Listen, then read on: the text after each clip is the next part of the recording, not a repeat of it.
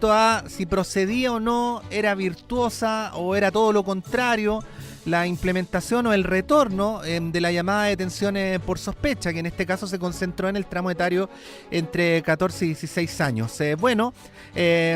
Ya ha transcurrido un tiempo desde aquella implementación que estaba situada en la que en algún momento se llamó la ley corta, o la agenda corta, perdón, antidelincuencia. Ahora se están discutiendo nuevos cambios. Creemos que es una oportunidad importante para conversar respecto a la situación actual de este tipo de políticas, de los efectos que han tenido, de cuál podría ser el mejor camino. Para ello saludamos a esta hora de la mañana al profesor de la Facultad de Derecho de la Universidad Diego Portales y además presidente ejecutivo de Espacio Público, especialista en estos temas, Mauricio Duche. Profesor Duche, muy buenos días, gracias por recibir esta comunicación. Hola, buenos días, Patricio. Bueno, en primer lugar, ya llevamos algún tiempito de la detención por sospecha. Había un supuesto, ¿no?, que iba a ayudar a combatir la delincuencia. ¿Cuáles han sido las consecuencias concretas de la implementación de esta política?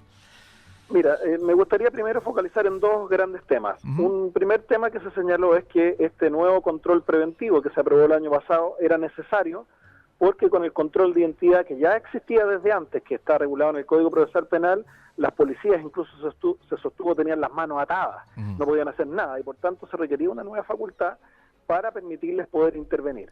Y la segunda razón que se dijo luego es que además esta iba a ser una herramienta útil para disminuir una gran cantidad de órdenes de detención pendientes que existían en Chile. A esta altura del partido, que llevamos un año de funcionamiento de esta nueva institución, tenemos datos que muestran que no era ni necesario porque la cantidad de controles que hace la policía siguen más o menos estables a los que se hacían antes y por otra parte que no han disminuido las órdenes de detención pendientes, por el contrario han aumentado.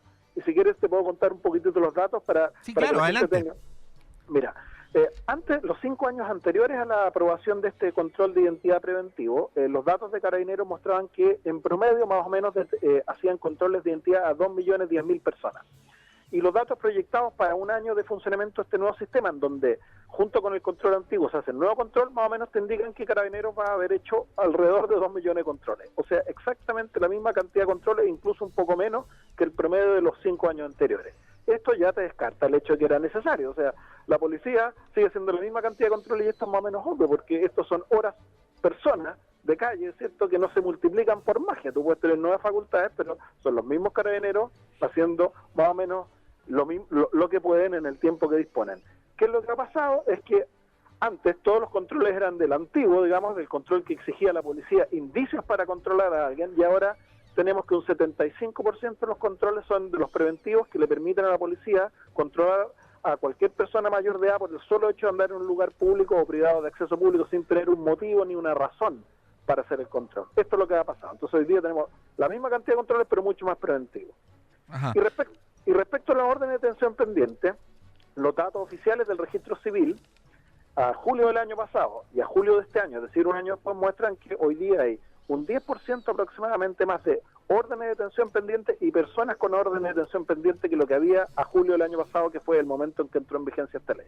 O sea, el resumen de todo esto, profesor, es que este control preventivo de identidad es menos efectivo y por lo tanto uno podría generalizar y decir la función policial se vuelve menos efectiva si es que realiza muchas veces una acción que tiene niveles de resultado porcentualmente mucho menores que otro tipo de estrategia.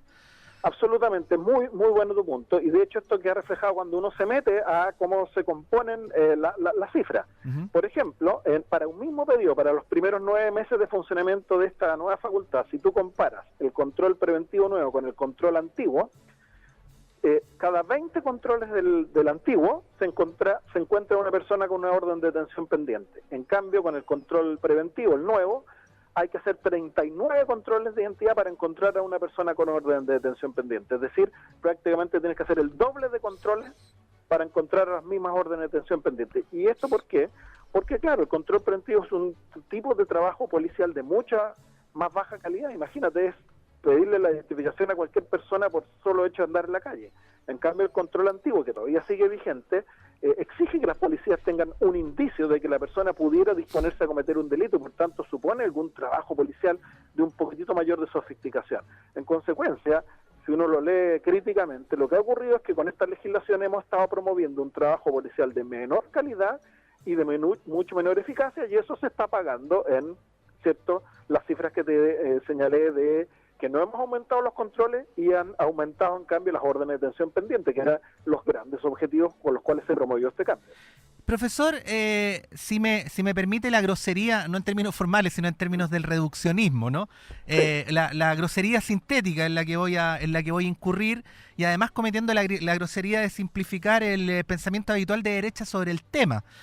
Uno podría decir entonces que la policía, las policías, carabineros en particular, están actualmente menos dedicadas a combatir la delincuencia que antes de la implementación de esta política. Yo diría que están dedicadas con herramientas más básicas y menos efectivas. Eso claramente. O sea, no sé si tienen mayor o menor dedicación, pero lo que están ocupando son herramientas de peor calidad.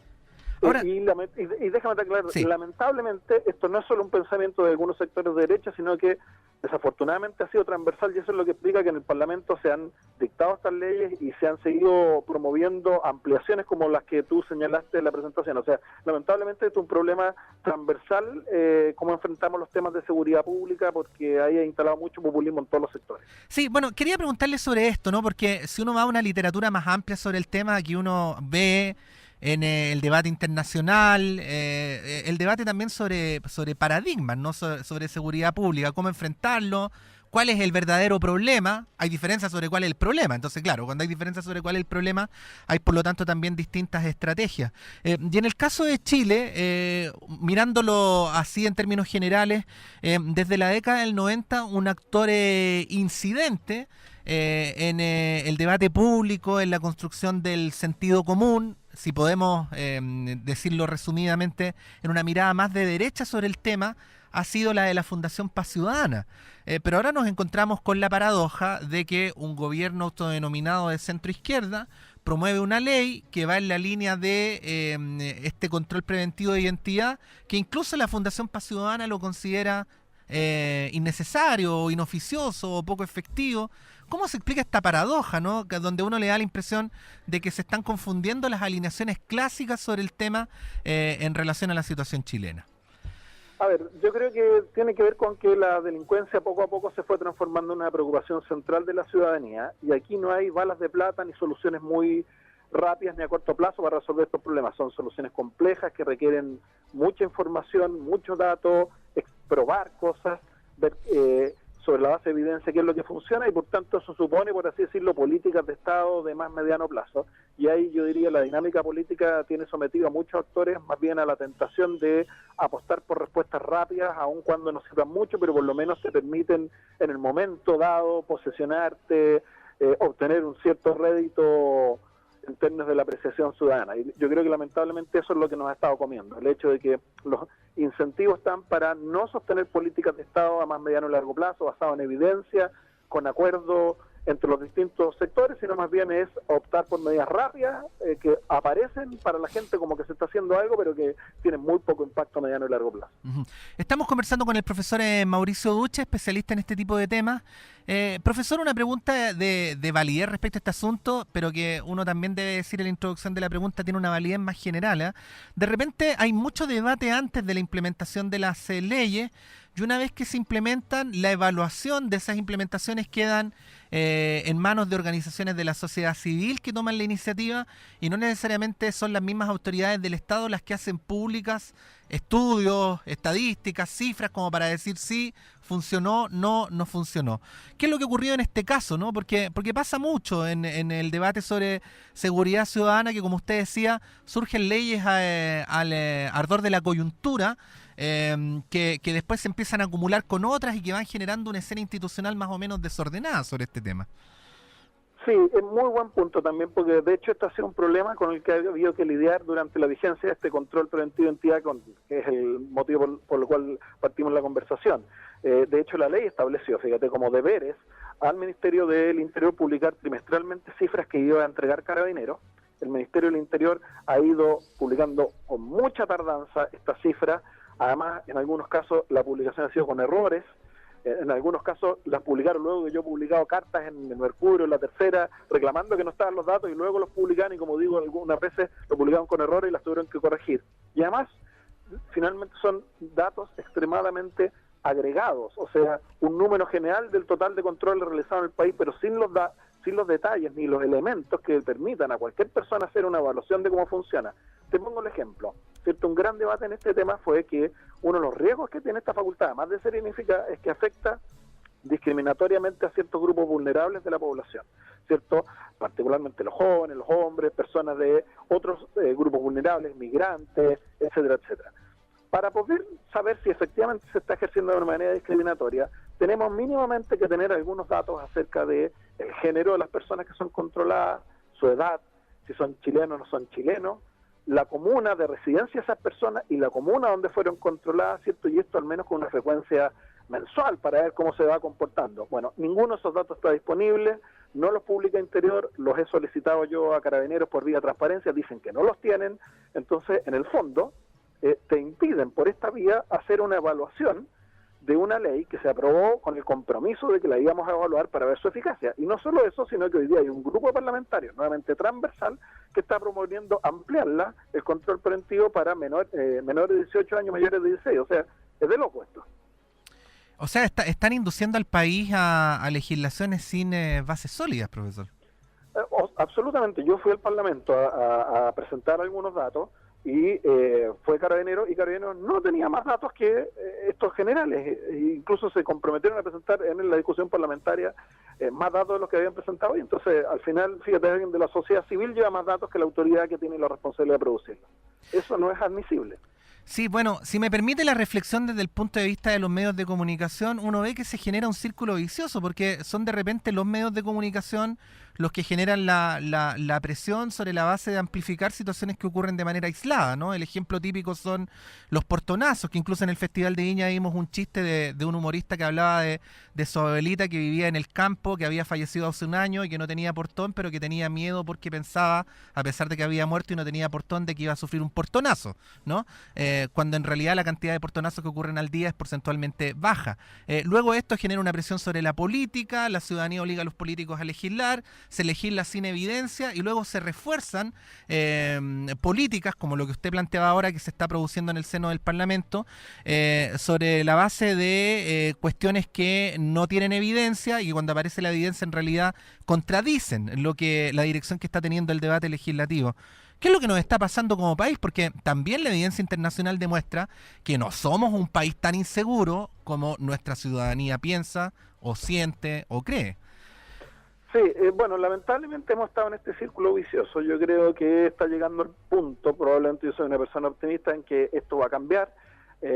Hay un momento en que estas políticas más populistas no están siendo rendidoras y la gente se está dando cuenta.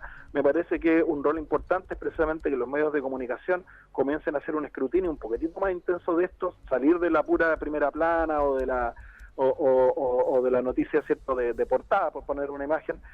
Yo creo que eso está pasando. Creo que un aporte importante también es de la sociedad civil, que nosotros tenemos que poner estos datos y tenemos que generar este debate, y yo veo con optimismo que se están abriendo espacios que antes no estaban. Por ejemplo, a propósito de las candidaturas presidenciales, se ha comenzado a generar un cierto debate sobre, ¿cierto?, cómo cambiar un poco esta cuestión. La otra vez yo estoy participando en la iniciativa Chile Check que da Turner con CNN, que analizamos los discursos de los candidatos, y la otra vez calificamos como falsas afirmaciones de la candidata Goich en estos temas precisamente, la eficacia del control preventivo de identidad, en el tema de si los jueces dejan libre a las personas por sobre interesarles otros temas, y vimos que los datos no mostraban esto, y esto salió en televisión. Entonces creo que se están empezando a generar espacios, y es importante que todas las organizaciones de la sociedad civil podamos apostar a que los distintos actores tengan esta mirada un poquitito más de mediano plazo.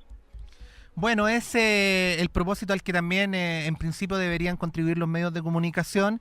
Hemos tenido esta mañana la intención de contarle a nuestros auditores y auditoras cómo ha ido la implementación de este control preventivo de identidad, sobre el cual se habló tanto, además se discutió tanto. A veces nos pasa que se aprueban las leyes, entran en vigencia y dejan de estar en el escrutinio público. Es lo que hemos querido hacer esta mañana, y ver también cuáles son los mejores caminos para que nuestro país pueda enfrentar este tema que sabemos preocupa de manera generalizada a la ciudadanía y a la opinión pública. Profesor Mauricio Duche, le queremos agradecer por este diálogo, que esté muy bien y que tenga muy buenos días. No, muchas gracias a ustedes. Si puedo dar un mensaje final, yo creo que tomarse a la delincuencia en serio, ¿cierto?, es precisamente adoptar políticas públicas serias. Y las políticas públicas serias se hacen con evidencia, tomando las mejores experiencias, y este es el camino que tenemos que seguir en Chile, no la respuesta rápida populista, y esto la gente lo tiene que tener muy claro, para que no se obnubile a veces con algunas de las cosas que se dicen en la rápida por distintas autoridades. Gracias, profesor. Que esté muy bien. No, gracias a ustedes. Chao. 9:34, hacemos un breve alto y ya